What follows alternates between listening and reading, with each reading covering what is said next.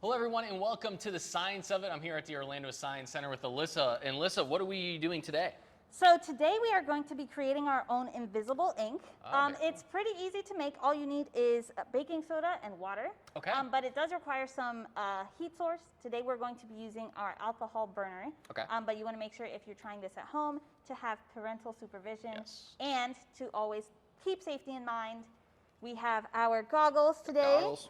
Okay. We also have our fire extinguisher, which if you want to give it a look, make sure it is nice and green. We're good. Perfect. And now we can begin. Okay. I'll get started. The first thing you want is we're using 1/8 of a teaspoon of baking soda. Okay. You don't need a lot, so we're just going to pour that in the bowl. And then we need 10 milliliters of water. So I have this big beaker here, which will also serve a purpose later that we'll talk about. Okay. And I'm just going to fill it. There we go, 10 milliliters. Awesome. Now we're going to pour that right in there. A lot of people have these ingredients sitting around too. Exactly. Something you can just find in your kitchen or in your cleaning supplies. Okay. And then just give it a nice little mix. Cool. So now that we have our baking soda and water mixture, what we're going to do is you get to draw or paint whatever you want on that sheet of paper. Okay. So it could be a picture, it could be a message, whatever you want. And while he's working on that, the purpose of this beaker of water is actually going to be so that you can douse your paper in case it catches on fire. Okay. All right. Perfect. I love it. So here we can see a nice message written in water. Okay. We're just going to give it a little bit of air.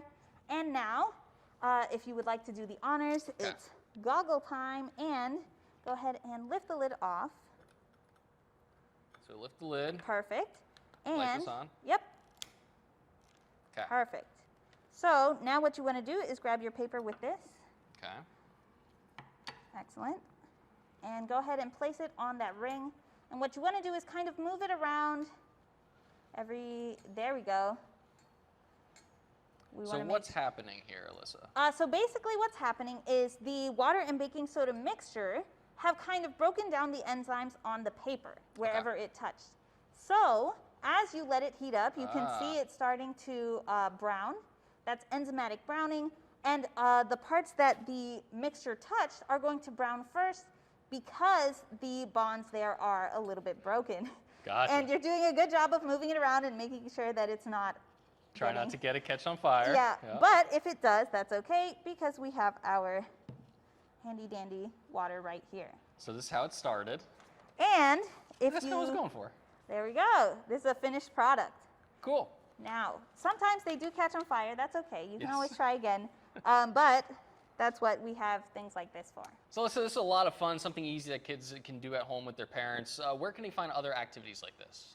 So they can always check out our website, osc.org, where they can see our blog and our calendar for all sorts of things like Dr. Dare's Lab, where we do things like this on the weekends. Awesome. Well, thank you so much, Alyssa, and thank you for joining us here on The Science of It.